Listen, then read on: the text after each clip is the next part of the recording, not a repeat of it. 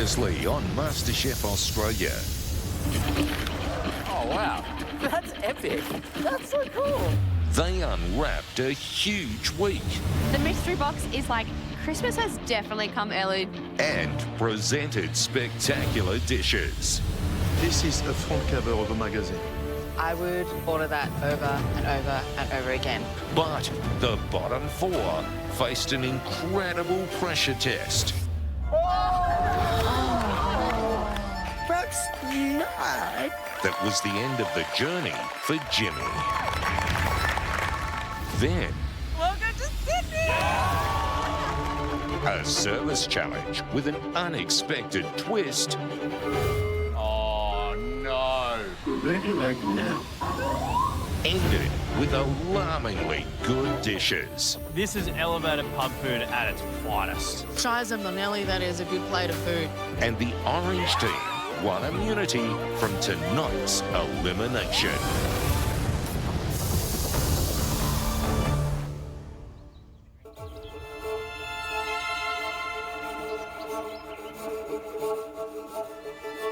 Let's do this, Sarah. Theo, come on, mate.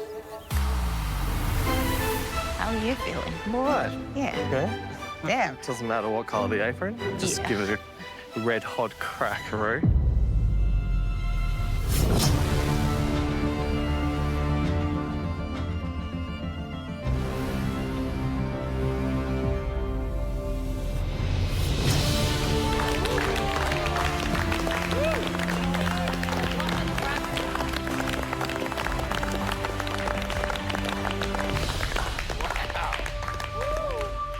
Morning, all. Morning. How good is it to be back in the MasterChef kitchen, eh? But not so nice to be back in black, right? No. Unfortunately, by the end of the day, one of you will be going home. Righto, it is an elimination, but I know you guys are going to be happy with this one. We've brought in a very special guest. He's known all over the world for changing the future of food.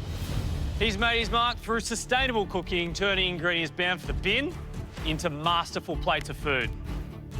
He's been awarded honours every cook dreams of, gracing the top 100 chefs list, as well as the world's best 100 restaurants list just last year. I got two words for you.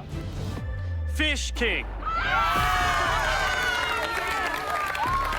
Please welcome, you know who I'm talking about, Josh Nyland!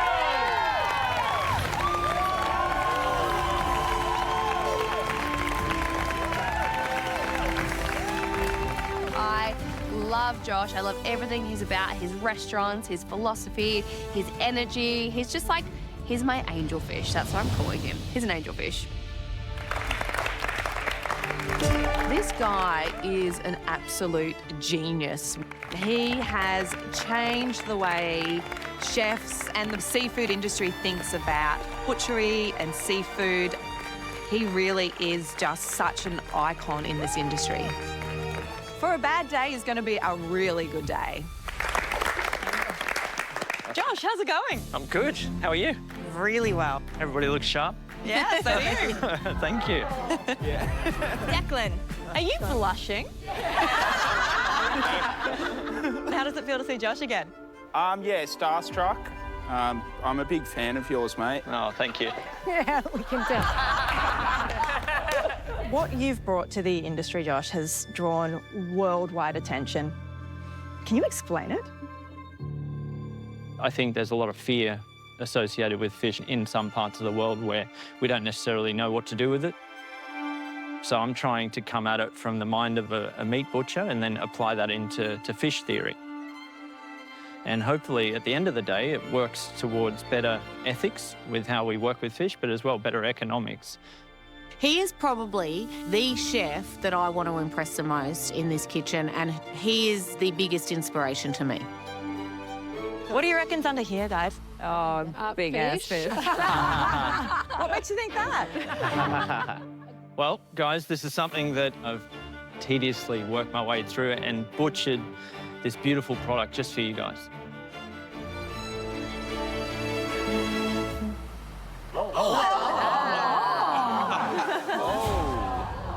beef. Where's the fish? It's beef, guys. That is very unexpected. It's not what I expect at all. I'm expecting a big tuna and there's cuts of meat. A rack, I can see mince, I can see a flank. Yeah, not what I was expecting. Is it actually fish? Yeah. Beef and fish are actually incredibly similar, and I'm going to show you how. All right. Wow. Yeah. Oh, wow. Oh my gosh. Tenderloin of yellowfin tuna, the trussed, and pretty much cherry-picked the best bit right out of the middle. And then at its opposite, we've got the beef tenderloin. Texturally, you're achieving a similar outcome. They're soft, they're buttery. You don't have to chew too much. That is beautiful cut. Next one. This is the very, very sinew-heavy tuna tail. And so bringing some value and reverence to part of the fish that, you know, might just get lopped off and pushed aside. Because as you can see, there are a lot of heavy sinews that run through that. But if you actually think about the potential of what that could be in terms of cooking, and would you slow cook it, would you glaze it, would it go sticky, would it go crispy? The next one, we've got this extraordinary beef flank here. And then on this side, we've got the yellowfin tuna belly. All the muscle fibres that run through that tuna belly and all the fat that sits in between. So intramuscular fat gives you, you know, the pleasure of eating, really. Next up, ossobuco. So this is cut on the yellowfin tuna higher up on the tail. Very similar to then our meat ossobuco on that side. It's amazing. Oh, it's crazy. Next cut. You ready for this one? All right. Oh, that looks insane. Wow. Stop it. Gosh, that's amazing. This is the yellowfin tuna ribeye. Been left on the spine of the fish, and now this has been left to age and mature on the bone. So like this beef ribeye, we can see aesthetically the similarities here. And if you've got shelf life, then you get savoury flavours, glutamates developing within the fish during the aging process, then gives spectrum for all sorts of savoury, meaty ideas. This is crazy. Sirloin. Ooh. And lastly, we have the ground yellowfin tuna. Just like the ground beef on this side that all of us grew up eating, lasagnas and bolognese, just here we have the ground yellowfin tuna. So just like all of these beef cuts that we're all very familiar with, I've mirrored them with my selection of yellowfin tuna cuts. My brain is just going I crazy. know. I'm feeling intimidated because he's just so exceptional. Like, it's like to be able to replicate meat with tuna is wild. We've got matching cuts on both sides, so we all understand that. But bigger than that, what I'm trying to say here is yellowfin tuna came in at 45 kilos. It's a big fish. If you don't approach a fish of such significance with a matrix of primary cuts and secondary cuts, then you're just paying for filling your bin up. To start to think about fish and using meat as the catalyst of that thinking can give headwind to so much creative opportunity. It's honestly like it's a masterpiece. It's a piece of art in front of us. It's so gorgeous. The finesse on the meat, the butchery, how beautiful the produce looks like. It's just so Josh. And it's honestly like, if I get to cook with something like that today, it's pretty amazing. Inspiring, huh? Oh, yeah, absolutely. But then we've got this cloche over here as well. So where's the cloche? So a summary of all of these parts then amounts to my perfect surf and turf.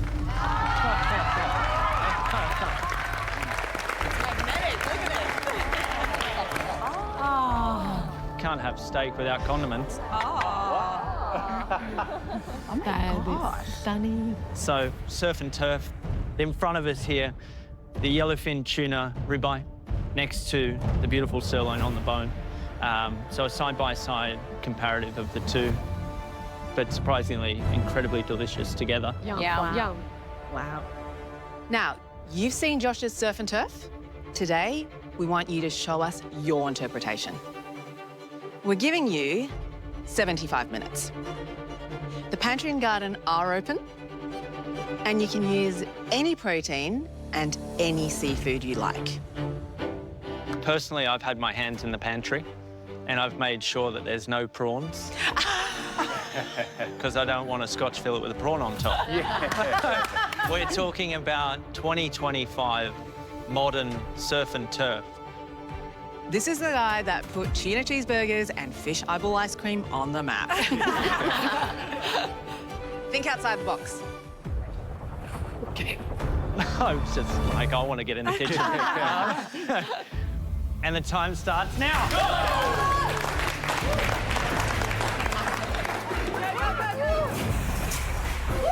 Sorry. So many lovely things. Excuse me for red, please. I hope so. When you're in the black apron and you step into the kitchen, there's always that thing in the back of your head, maybe this could be the time that I go home. Go, Timmy. So if I'm going to do a dish today that's going to wow the judges, I've really got to bring surf and turf into 2025. Temperature's on. We are on. I think she's doing a dessert. Black Apron Day, and it's always a difficult day, but I came back into this competition to push myself to really create dishes that speak of my personality and are me and things that I'm creating and new and different. So I want to channel a bit of Josh Nyland today. I want to spark a bit of conversation about my dish. It's kind of a version of an old school dish, a carpet bag. Traditionally, it's oysters stuffed inside beef and wrapped in bacon, but I'm doing a totally different version of that. It's a little bit wild, actually. So I'm doing an oyster ice cream, and I am serving it on top with a beef tartare with a bit of guanciale.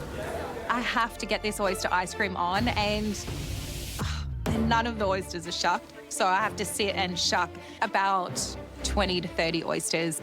Declan, I wish you were down to shuck my oysters for me. Just throw them up, we'll get them sorted. Yeah, thanks. They'll come back empty. I'm going to be like an oyster shucking professional by the end of this. Not starting off that way, but... I feel like if I can pull this off, I can impress Josh Nyland, and it's definitely right up his alley. Oh my gosh, how long is it going to take me to do all of these? Yes, Ree. Nice work, mate. How much meat have you got there? Not enough. When I think of surf and turf, I think of Dino. It was our very first date. It was actually the dish we ate, both of us, on our first date 19 years ago. It went well. He's still there. It was that good that we kept going back every year on our anniversary to have surf and turf. Today, I'm doing a Asian beef broth with lobster wontons. The surf is in the lobster dumpling, wonton, and the turf is in the beef broth. Bloody need my glasses. Shit. I've actually cooked for Josh before when he was in the kitchen, and I got like a top dish. So today I'm really wanting to impress him. I have issues because I can't see. I can't see. Take my glasses. Oh, thank you. I want to show Josh what I love to do, you know, wontons. It's what I love. I eat thousands of them all the time. I just come back, yeah? I like my wontons. Very simple. I don't really venture out because I bloody love a classic wonton. Last time Josh gave me a high five. Today I want a high 10. Thank you for your glasses. It's all right, anytime. I forget that I'm getting old. No, you know. I love everything about this challenge so much. We're asking our contestants to recreate surf and turf. This, for me, is what MasterChef is all about. It's about what's happening in the food industry. It's about people who are cooking progressively in ways that have never been seen before. surf and turf. It's not a modern idea. It's one that we know and feel comfortable about. But it's such a special thing. Yeah. So I want to see and feel something special. This reimagination of it is what we're looking for. Old school but modern execution. Yeah, that's it. Yeah. I think your challenge is very much like a double-edged sword. You can be a beef expert, but the sauce has to be connected between the two, the fish and the meat, and also the way you assemble everything together on the same plate. So it's more than cooking today. 100%.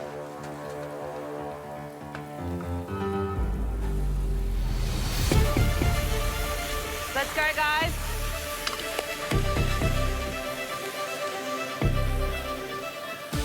Today I'm making a dish called Rutello Bonato. So it's a take on vitello tonato, which is traditionally veal and tuna. And we make this at one of our restaurants, Nido, and it's kangaroo and bonito. So the roux is the kangaroo, and the Rutello, the ello, is the bonito. It's like jam-packing all the delicious traditional flavours of a vitello tonato, but making it a little bit rawer. And I cook well when Josh is here, so he's like my good luck omen.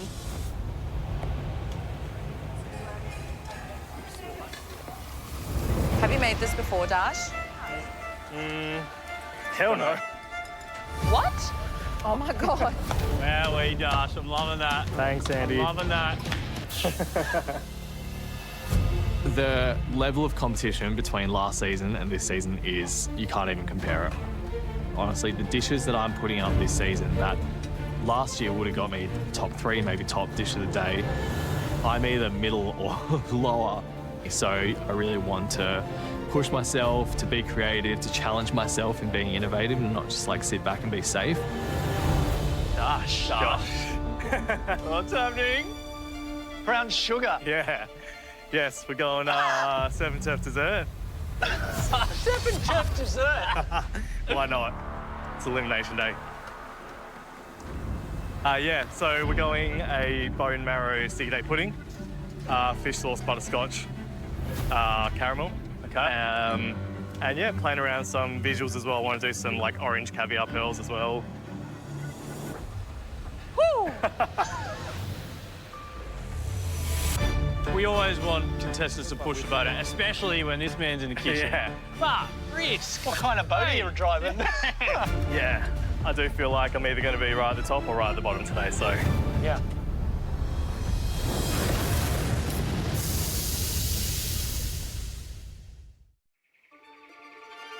Okay, guys, already 15 minutes gone. 1 hour to go. Hey!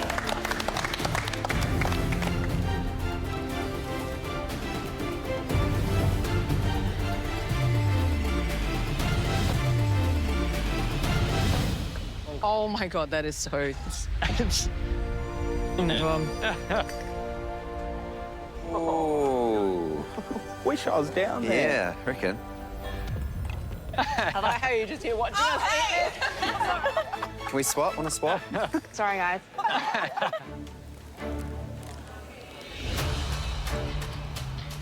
Enough spices? I'm trying my hardest to keep smiling right now, but I am so fully panicking as soon as I heard surf and turf. Surf and turf does not belong in the Middle East, or never has. I don't think it even exists, to my knowledge. So today I want to play it up to my flavours and hopefully I'll be able to execute well. So today I've decided I'll be using scallops for my seafood option and I'll be using lamb rack for my meat option. And then I'll be combining that together with a beautiful Moroccan mourabia salad. I could bring some of the Western me into the Middle East by doing something like this. I want to be smart by choosing lamb because I know I can cook it quickly and I can pack in ultimate amount of flavour in there. And the scallop will be my sweet element to this dish. I think I'm hitting the brief today, but I'm hitting the brief in a safe way. I do not want to go home. Let's just see what happens because there's definitely not a plan B in action at the moment. Going scallop and chicken.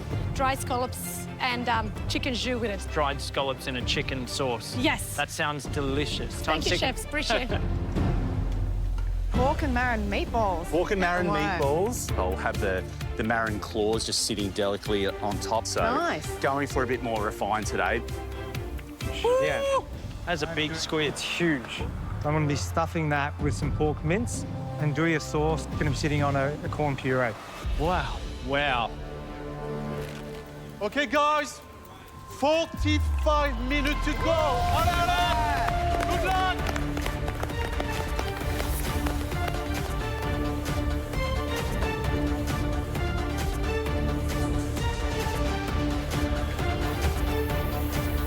You watch those fingers, Snaz. Oh my God, Snez, slow down.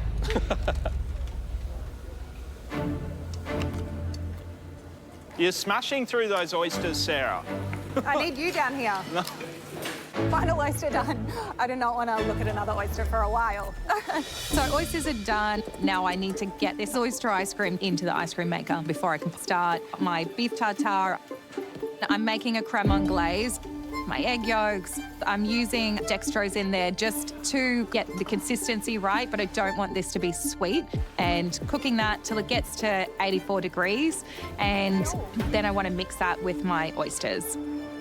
So the oysters, I'm keeping them totally raw and blending them into a puree and mixing that together with my creme anglaise. This oyster ice cream is a big risk, but I don't want this to just be a really subtle oyster ice cream. I want to go hard on that oyster flavour. If I'm going to be experimental, then I'm going all the way. This is oyster ice cream, then I'm definitely going to make it taste like oyster ice cream. So ice cream, sweet or savoury or somewhere in between? No, it's I have got a little bit of sugar in there, but dextrose, so it's strong oyster. Oyster ice cream. What do you think? That's a finish first or? Finish? Don't say that. I'll walk you to the door. Oh, Sarah Todd. I just got scared. Oh my God. Oh my God, okay.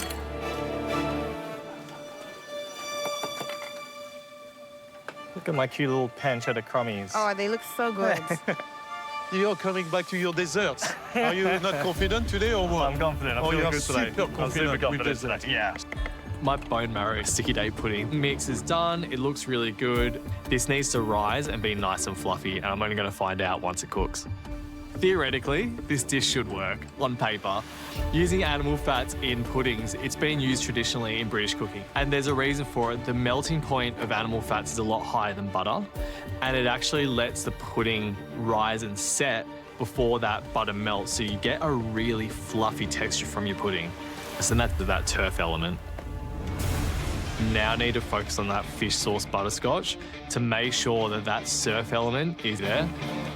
Fish sauce in a butterscotch sauce, it sounds weird, I know, but that salty sweet actually enhances both of those flavours and it keeps you going back for more, and that's what I want. I want to get that umami from that butterscotch to stop it from being super sickly sweet.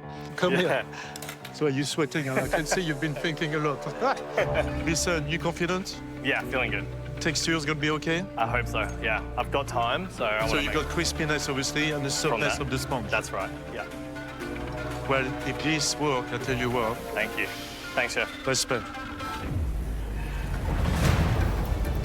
Go, Theo! Go, Theo. Everyone is working at 1,000,000 miles an hour. I'm actually running today. Under the pot. The brief today being creative, surf and turf. Josh has thrown a spanner in the works. It's one thing to have an extraordinary plate of food that tastes delicious. Yeah. But then how do you amplify that more into a realm of look at me, look at me? Yeah. Has shown that he can use fish eye and custard tarts and make ice creams using the gelatinous parts of the fish.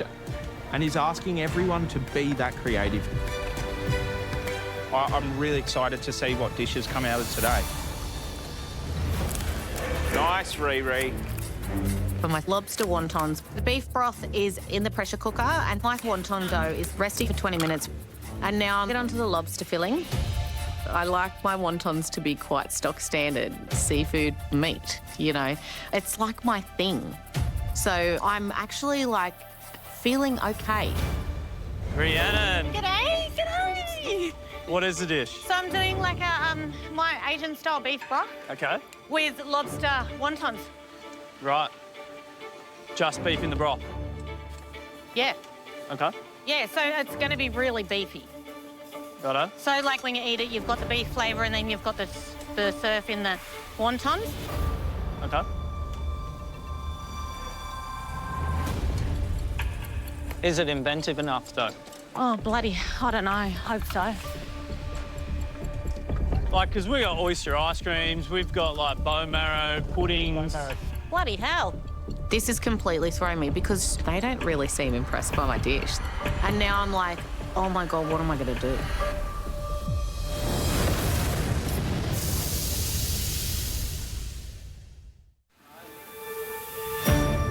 Well, as it should be, there is some creative minds out there just going hard, and I absolutely, absolutely love it. I'm super excited about Sarah Todd.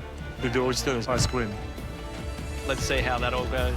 Dash, he's going for the So good. go hard or go home Love approach, and he's the only person doing a dessert. I kind of love it because it's love very it. my style of competing, so I relate to it. Because he's doing bone marrow sticky day pudding. Sticky day pudding. Yeah. And then he's got the fish sauce carrot. Yeah. All the elements and the textures that he's using work. Yeah. So it's just whether he can balance whether it just tastes like fish and meat in a dessert in a not good way. Yeah. The one that we're kind of worried about, Rhiannon, she's doing like this lobster and beef broth. I think she chose the easy option, which is just a lobster filling in the wontons. And what else? I just think it's a missed opportunity. Oh, all right, man. Are you all right? Yeah. I don't even know what I do. And I'm in a complete spin. How am I going to supercharge this dish? How am I going to change it? What am I going to do? Remember, you end up in the final once. I hope so. There's so many amazing cooks this season. So I've really got to ramp up my dish. Just keep going, yeah? Yeah, that's what I'm going to do. I've got the beautiful fresh lobster. I've only got it in the wonton filling at this point. So I'm thinking I'll put some of it in the dough. So mince some lobster meat, and then I knead it into my dough. Do you need a bit of flour? Yes, I do, Chef. Where is it? It's just there. Where? This is Josh Nyland. It's elimination challenge. Thank you. I'm just gonna go for it. I'm chucking it into the wonton skin and hoping that supercharges the flavour. Yeah, I've added lobster to the dough, and it may change the consistency. It feels okay at the moment, so hopefully when I boil it up, it's still okay.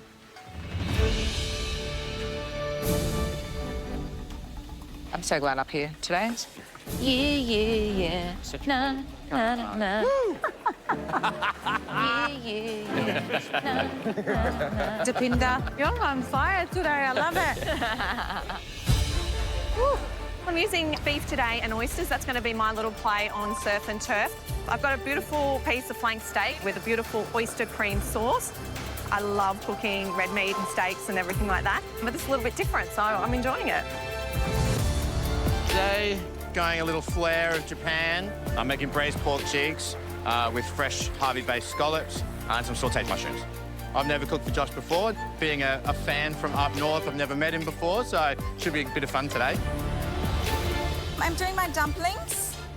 Tuna belly chive dumplings with a beef broth. I have never made this before. I'm just channeling what I know. I'm channeling flavors, and hopefully it's going to be a good one. What's your worst surf and turf? Gonna need a snorkel to get through this portal or something. That's brilliant. Josh Lyland's in the kitchen, so that means you got big fish to fry. 27 minutes to go.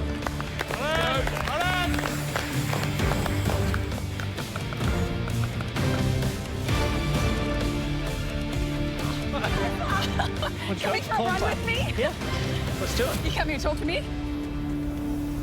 My surf element in that bonito mayonnaise is done, and now I need to crack on to the turf in that kangaroo. I need to get the kangaroo out of the blast freezer because I want to cook this directly on the hot coals of the hibachi. Smart technique, was that? Thank you. So she's frozen the kangaroo, right?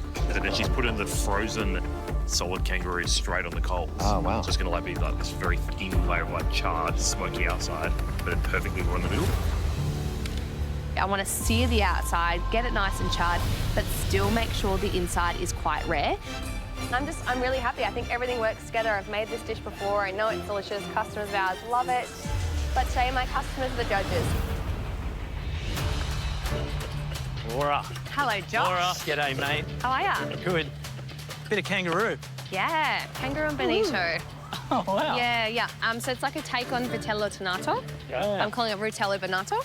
You're pretty chilled, right? You sound very relaxed. I'm very Yeah, relaxed. nice. Is it going to look exactly the way I think I'm looking at it right now? Yeah, it's gonna put like Straight up. mayonnaise on the bottom. Yeah, the so you're diced relying upon kangaroo. the idea of kangaroo and bonito and calling it something really interesting and unique to Yeah. get it over the finish line. Yeah. I'm too boring. Is that what you're saying, Josh? No, I'm just I'm saying. being too boring. I love it. Thanks, Good luck, guys. Chef. I didn't say a thing. Love you both so much. Mamma mia. I know this dish is gonna taste delicious. Like, I know this dish like the back of my hand. But it's now like, what can I do to take it to the next level, to really impress Josh and the judges? What can I do to make this dish go wow?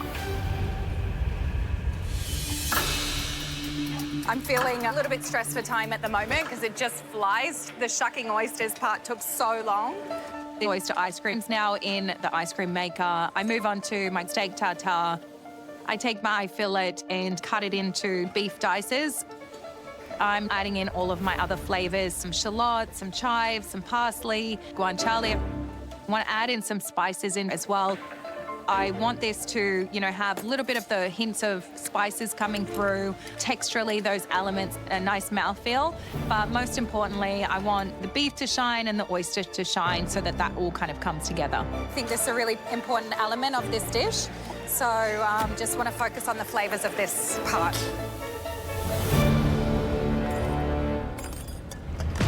Schnez, I have issues with salt. One taste? Salt's fine. Delicious. So right now, I've invested a lot of time with preparing my elements. For my beautiful lamb cutlets with some sweet scallops and a beautiful Moroccan mourabia salad. I've got my nuts toasted. I have my herbs chopped. All the flavors that I need, including my spice mix, is ready. Now it's time to start the proteins. Samira. Hello. How you going? I'm nervous, but going well. Like my hands are shaking. What's the dish? Okay. I'm bringing surf and turf to the Middle East. Righto, let's That's do it. something that's never happened before, I think, in history. Yeah.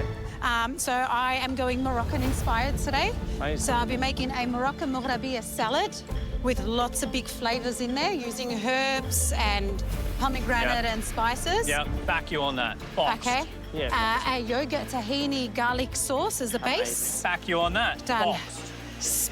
Ras al Hamnoul spice rubbed lamb cutlets. Okay, yeah. And scallops for sweetness. Right. So I should hit nut, sweet, spice. I love the idea of sweetness with quite a very savoury protein like lamb. Yeah. It's almost like it's a tokenism of, I'll just put some scallops on. Okay. Because the dish itself, like if we're going to be honest, yes, spiced lamb with everything that you just said, I'm so excited to eat. Yep. But as a surf and turf challenge, to put a couple of scallops next to a... I think what Josh is getting at is this dish good enough on its own without the scallop? Or are we going, oh my gosh, thank God the scallop was on the dish. Think about it. Okay.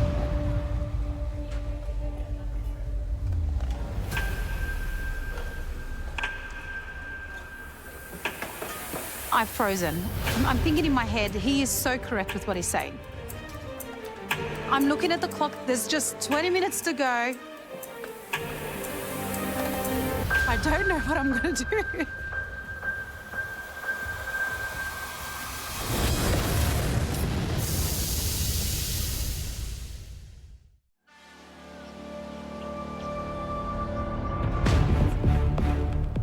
Right now, all I can think of is, if I go ahead with the dish, they'll pull the dish apart and I might not hit the brief, especially because I have admitted that the scallop is only there for the fact of it being there. So I've made the decision to scrape everything off and start fresh. Oh, beautiful. I see this beautiful salmon in front of me. I'm going for the salmon. I'm making kebab ma'liya, which is fried salmon kebab. I've had to deviate my plans. So I'm keeping my other stuff as it is, see what I can use that I've already cut up. And I'm going to attempt a salmon fried kebab. So that will be a salmon outer case with the bourgeois wheat, and then encased in it will be all of this, plus mincemeat filled in. It'll get deep fried, look like a little footy. When I usually make kibbe, we take our time with it to bind it and get the right pasty texture. If you do not get the right texture, you risk it being too dry, or you risk it cracking and falling apart while you're frying it. But I'm in deep. I need to do it. How are you going, Samira? We'll find out in the end. How's it looking, Snesh? Looking good. A little rock salt. Why do the scallops look so weird? Oh, the chicken.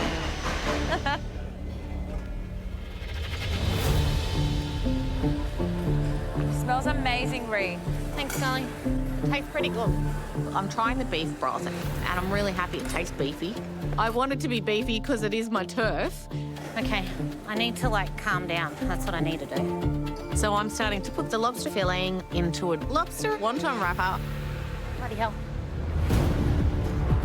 So normal wonton texture is like nice and springy and easy to knead. This is really wet. My hands are really wet. I'm adding flour, which is going to take away the springiness, the bounciness. How you going, Ree? Yeah, I'm going. Yeah. You got this. Just do what you can do. Thank you. At this point, I've got them in the round. They're holding, they're not tearing, so they actually look okay. So I'm just going to go ahead and boil them. But if the dough doesn't work, I have no dish. Bring us the catch of the day. You've got 8 minutes to go. Come on.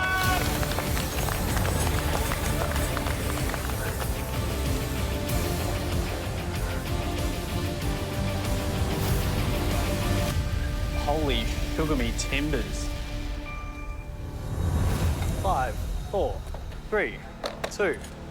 You going okay, Dash? Going okay. Yeah. I've got a couple of little mini testers. They came out great. I do want to serve up the bigger pudding because there's 5 of them. My butterscotch is done, fish sauce. I'm just working on a creme anglaise, kind of like a custard. My orange pearls are done, my crumb's done. Things are tracking really good. Honestly, the last thing to do is plate up, make sure the balance of flavours is there. There's some real big, bold flavours in this dish, so I just want to make sure it actually tastes good. Got a generous amount. Bone marrow sticky date pudding. My fish sauce, butterscotch sauce has been infused into it, and I sprinkle over some pancetta crumb for saltiness. I just hope the judges see this dish in the same way I do. Let's go, Doshi. Oh, yeah, baby. Expecting big things. You've got 3 minutes left. Come on! Big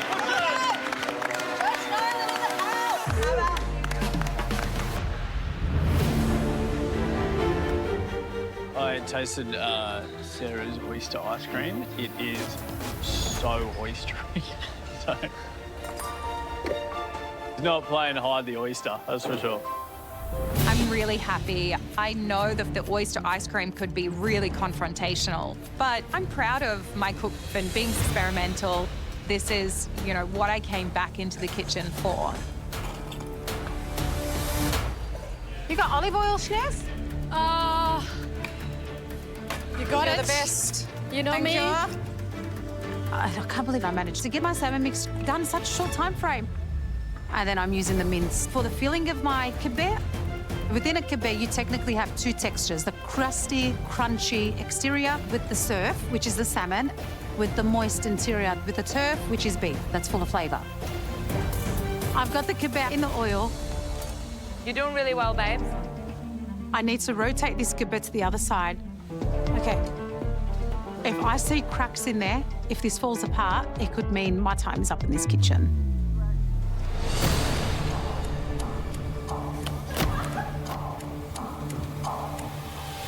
Bloody amazing.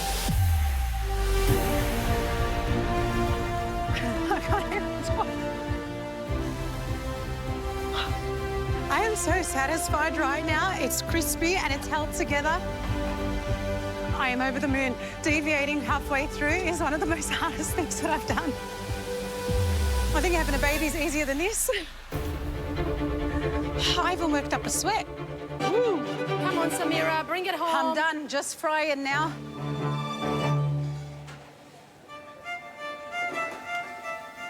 I'm trying to add as much flavour and different little textures and pops to this Rutello Bonito to make it more interesting than the classic version of. So with my bonito mayonnaise smeared on the plate, and on top of that, you've got this perfectly cooked kangaroo. Then you've got the capers that are in brine. I've got fried capers, crunchy, salty shallots, pickled shallots, fried shallots. I've got the botarga on top. And that's just the mouthfeel that wants you to go back for more and more and more. It's a treat to watch you cook, Lo. And I just want to add a little bit of Josh Nyland flair. So I'm going to add the element of smoke to really add that extra smokiness to this dish. Okay, 1 minute to go! Come on, come on, bro!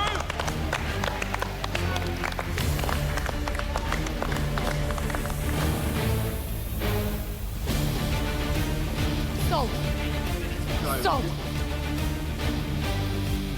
So I get the wontons out, I put them straight on the plate, and I notice that a couple of them are split on the bottom, but I just have to go with it. Like, I've got no other option. So I'm looking at the wontons, which is the main component of the dish, and they're not great. But I have got a really nice beef broth, and I've got a perfectly cooked piece of lobster, so I'm really hoping that those two things are going to get me through today. It's sink or swim in 10, 9, 8, 7, 6, 5, 4, 3, 2, 1. That is it. Good job. Far out. That was hard. Oh, man, that was chaos. That was the most stressful cook I've had this season. It was absolute chaos. I'm just hoping that Josh doesn't go, you're not getting a high five, you're not getting a clap, actually you're going home. Like, that would be actually my worst nightmare, because I really, really want to be here, and that was tough.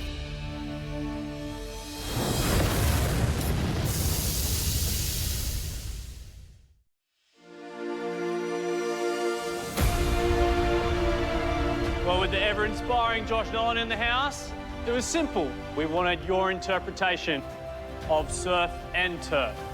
Or was it? We're about to find out, because the first dish we want to taste belongs to Laura. So much doubt, honestly, walking this dish up to the judges. I know it's delicious. I know this dish works. I've made it hundreds of times before. No one panic. But is it too polarizing or maybe even too wacky? Maybe stitch myself up on elimination day? This dish could send me home. Whoa. It is effective. Yeah, were you saging us? Planes in the air. Wow, Laura, what is this? This is Rutello Bonito, and it's a take on Vitello Tonato. What was the purpose of the smoke? I just wanted to accentuate the kangaroo smoke flavour, but also you two were giving me some stick about me being boring today, so I just thought I'd give you a little pizzazz. So do you think this is better than the original? Oh, I'm going to upset a few Italians if I say yes. So I think it's just as good as the original, Jean-Christophe. Okay, Laura, we're going to try your dish. Absolutely.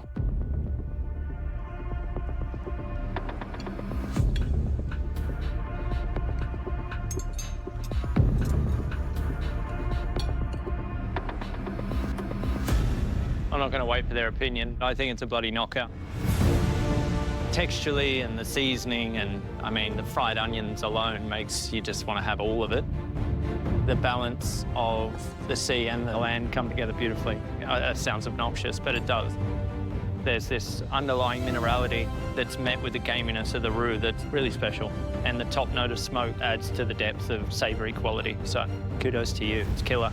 Thank you so much. Laura, it's a really lovely dish. Love the roux. Texturally, some raw bits, some that are really beautiful and charred. Beautiful, crispy shallots on top. And then just that lovely hit of salt from the capers and the botarga. and also loads of acidity, which just ties everything together so beautifully. It is such a lovely dish, and I could just keep diving back for more and more. Very, very good. Thanks. Laura, this is an extraordinarily well-accomplished recipe. Thanks. From the bottom to the top, from left to right, it's just perfect. What is interesting is daring to use those combinations and to end up with something which visually is nothing like spectacular, but when you go to it, it's just phenomenal. Yeah.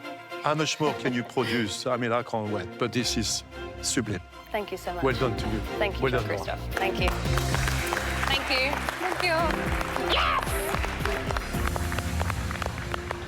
Next up, Samira. Good job, Samira.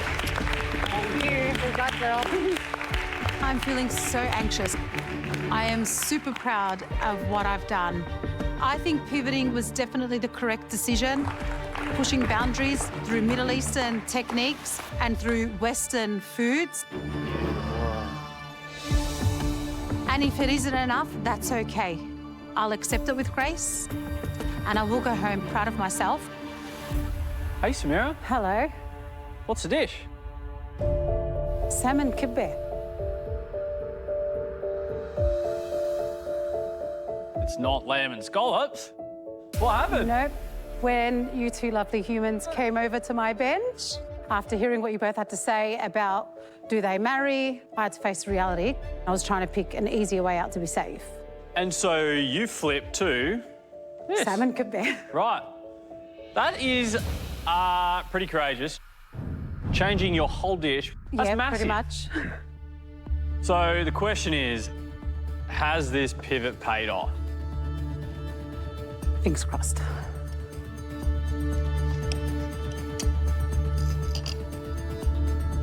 So you minced the salmon? Correct. Wow. To have it balanced out.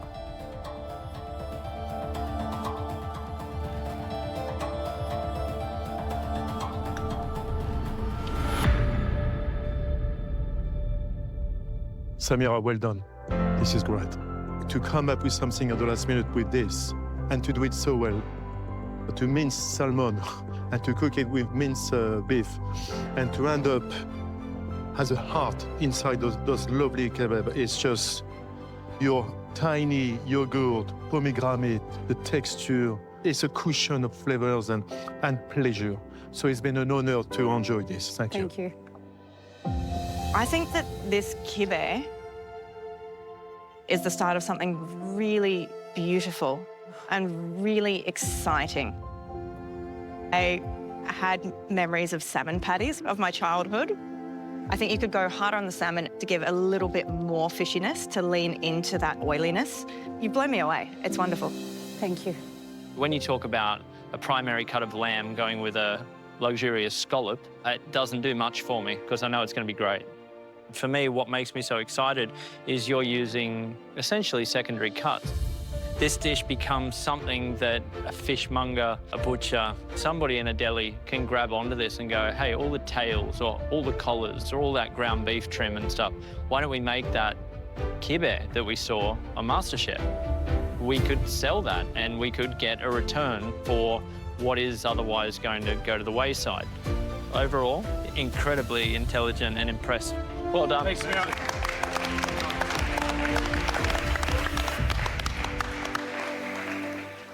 Let's try your surf and turf, Sarah.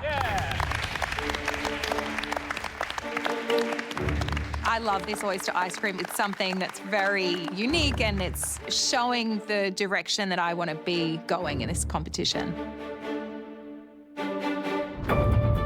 Oh, okay. But Josh said that this could either be a top dish or he could be walking me to the door, and I just hope more than anything that it's at the top.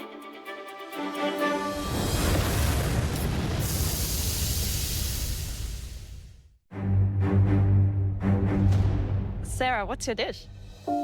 Beef tartare and then oyster ice cream on top. Oyster ice cream on steak tartare. That's a huge move. Josh, what's the key to a good fish ice cream? Fish ice cream. It's interesting, but provocation's a wonderful thing. It's just you got to temper it with something else that brings some comfort. And whether that's raw beef, then that'll be what we're tasting now.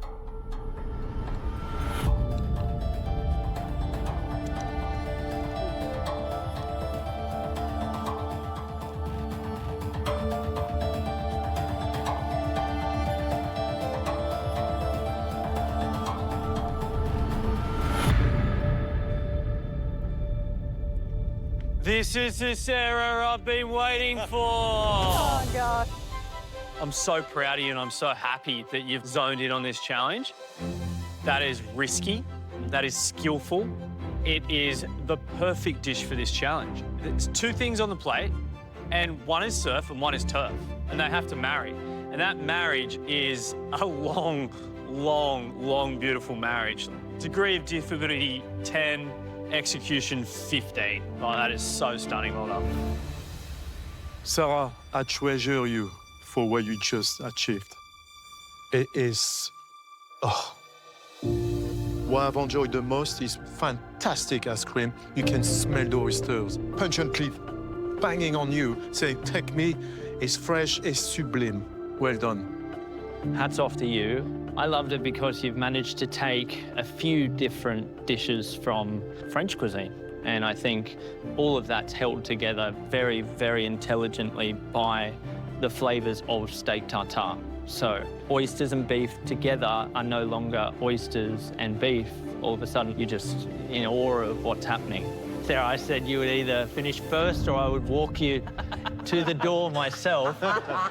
No pressure at all. And I'm definitely not walking you to the door, so well done, mate. Thank you so much. Oh, my God, that's amazing. Wow. Fabulous.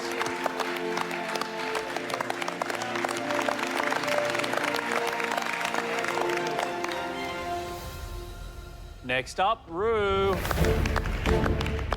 Lobster tail with oxtail, hondashi emulsion, and finger lime. It was delicious, right? But the ratios are wrong. There's way too much of the emulsion and not enough of the two tails. Snez, you're next. So this is my scallop wannabe dish. I have scallop, chicken, mushrooms, and beautiful apples as well, and the dry scallops and chicken jus. If I were to do that dish using your ingredients, I would have given 3 or 4 scallops. Yep. And then that sauce, put more dried scallop into it and just serve that. What's there right now, just gives us surf and turf, just. Yeah. Let's go, Tim Bone. Today I've made for you pork and marron meatballs with broth and a shallot and fennel puree. Tim, I was praying that I wouldn't be playing a game of where's the marron, but I am, unfortunately. The marron is so delicate, and when it's paired with pork belly meatballs and, a shallot and fennel puree, it's so difficult to get any of the marron, which for me is a worry. Thanks so much, guys. Right, next up, please, Rihanna.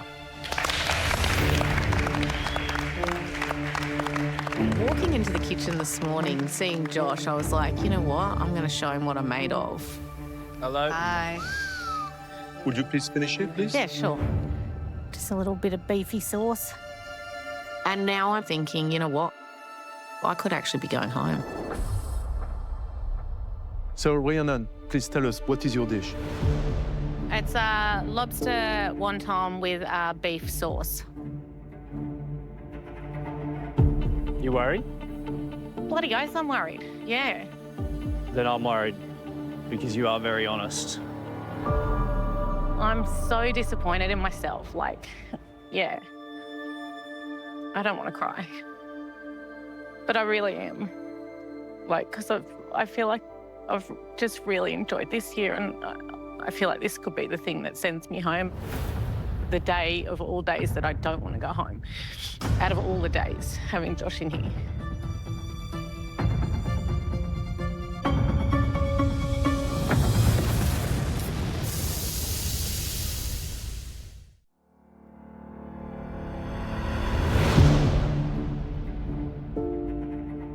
You worried? worried? Bloody oath, I'm worried. Yeah. All right.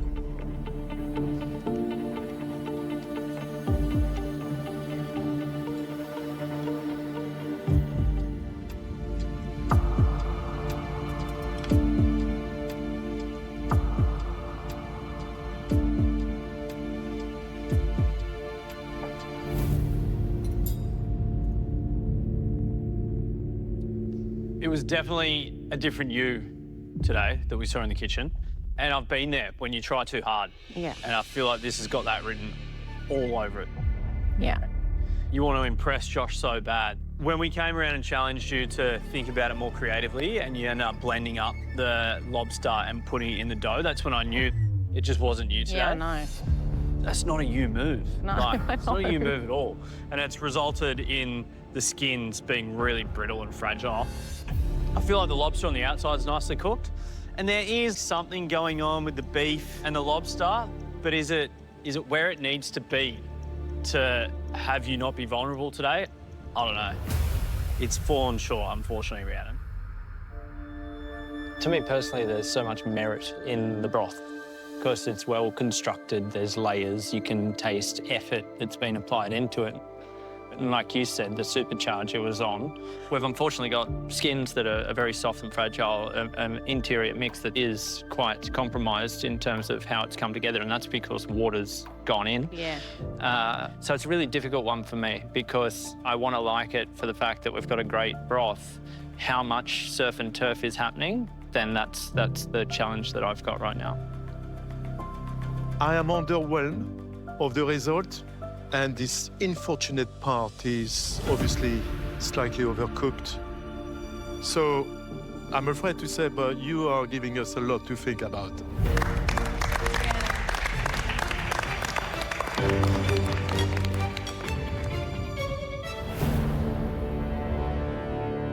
Next up is Audra. Today I've made tuna belly and chive dumplings with a beef broth and shaved tuna. Audra, I think it's delicious. Textures are really nice. I'm almost shocked that the tuna belly actually works quite well as a filling. Jamie. Glazed pork jowl with raw scallops, beautiful sautéed mushrooms, and a little shiitake dashi. The pork is cooked really beautifully. And I love that interchange of the slippiness between the mushrooms and the scallops. Alana, you're next. I've got flank steak and oyster cream sauce for you, and a nectarine esme. You've cooked that flank absolutely perfectly. Your nectarine esme is so lovely and fresh, paired with your surf and your turf. It really just took me straight to the beach. Really well done. Thank you. Theo. I did pork stuffed squid with corn puree and duya sauce. I'm actually really impressed at the texture of the squid. Quite tender, and do your sauce. It's really nice. Nice one, Theo. Thank you. It's time for dessert. Dash! I'm stoked with the finished dish. I've pushed myself today. I've got every element that I wanted to done. I really, really, really hope that the judges love it. Dash, you really went go hard or go home approach, yeah? Did, yeah. What did you make today?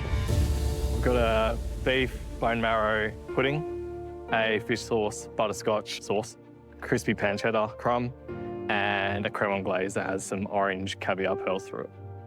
Whoa. Okay. No one's ever said that. Well, that's a vibe.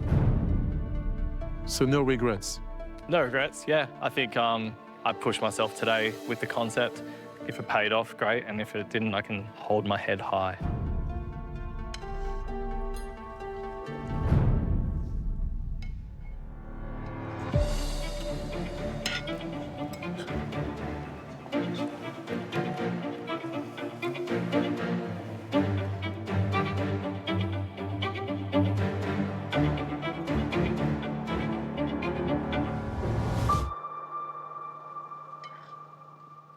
Dash, Dash, Dash. You have taken a massive risk today. risking your place in this competition on a surf and turf dessert.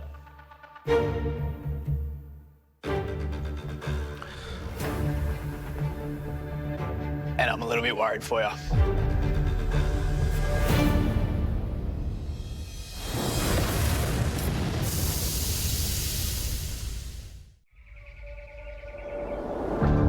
Dash.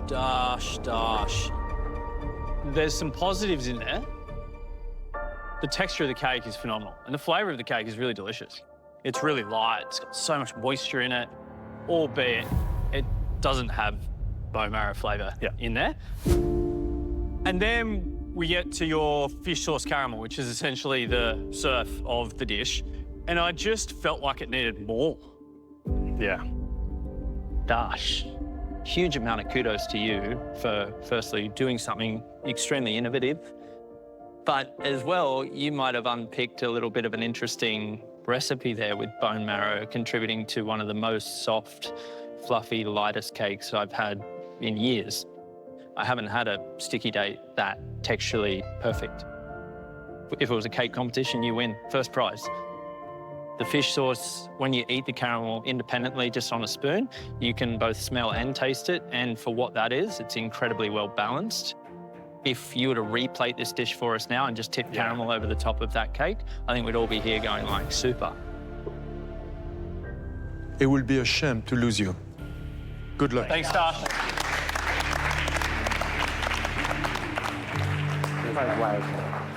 Thanks.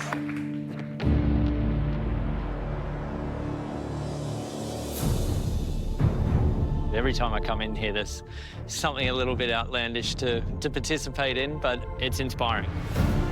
Not just meeting you, but seeing what's in your heads. MasterChef's a two-way street, and I think it's fascinating to gain from you what I'm sure you gain from me and the rest of these guys here. Amazing. Even though that cook was hectic, two of your dishes deserve a massive round of applause. They gave us the best of both surf and turf. Laura, Sarah, your dishes stole our hearts, hook, line, and sinker. Well done.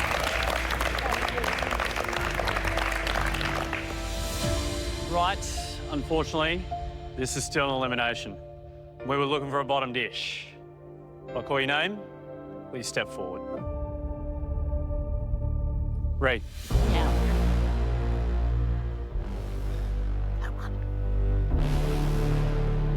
Tim.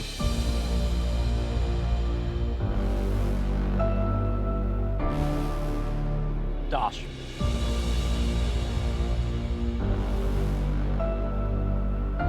All of your dishes, they had problems.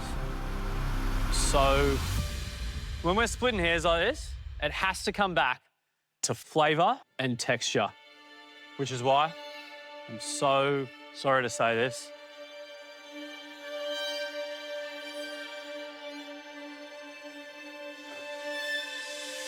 Bree. Oh. Yeah. I'm sorry, you're going home. Yeah. I knew it. Yeah.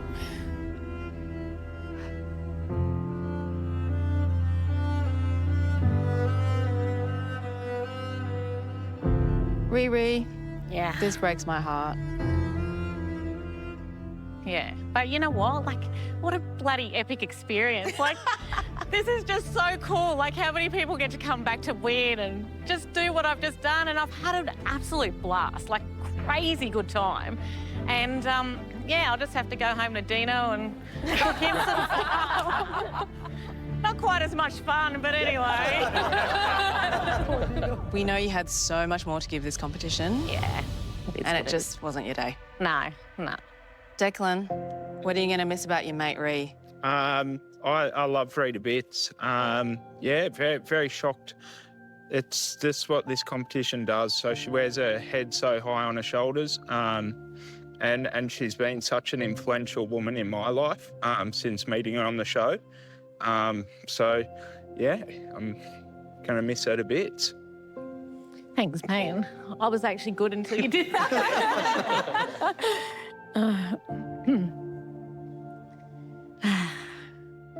Ree, as much as we love you, sadly, it's time to say goodbye. Yeah, no worries. Come on. Thank you so much. Absolutely. Thank you. One day I'll cook you something nice.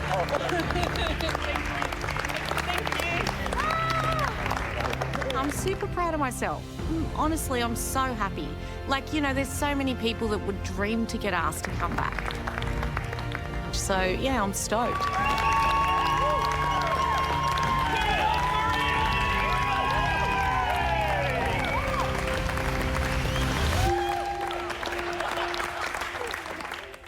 This week on MasterChef Australia, Please welcome Easter Belfry!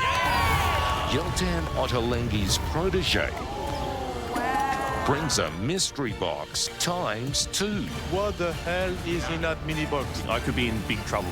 And Please welcome Wayne Burton-Cho! it's a pressure test ×5. You will all be recreating Blaine's dessert, not once, but 5 times. And then Where am I going? Where am I going? Where am I going? it's a team relay ×1,000. Whoa, stay out of the way.